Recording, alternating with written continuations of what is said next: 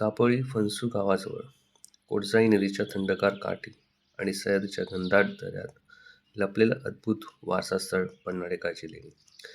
इसवी सन 3ऱ्या शतकात बौद्ध भिक्षू इथे ध्यान साधना आणि शिशांनी गुहा कोरल्या.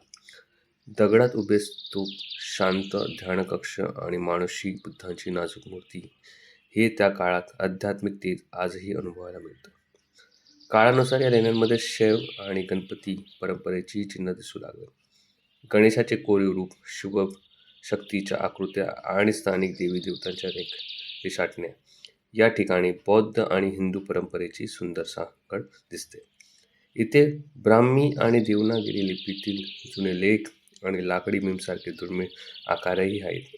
रामायण महाभारताच्या प्रसंगी कोरीव चित्रे या गुहांच्या भिंतींवर जिवंत करतात. कोटजाई नदीचा गार वारा, जंगलातील हळूशी पाखरांची चाहूल आणि दगडात दडलेले हजारो वर्षांचे मौन सर्व मिळून पन्हाळेकाची लेण्यांचा अनुभव अविस्मरणीय करतो. आमची माहिती आवडली असेल तर प्लीज सबस्क्राईब करा आणि लाईक करा आणि पुढच्या व्हिडिओसाठी तयार.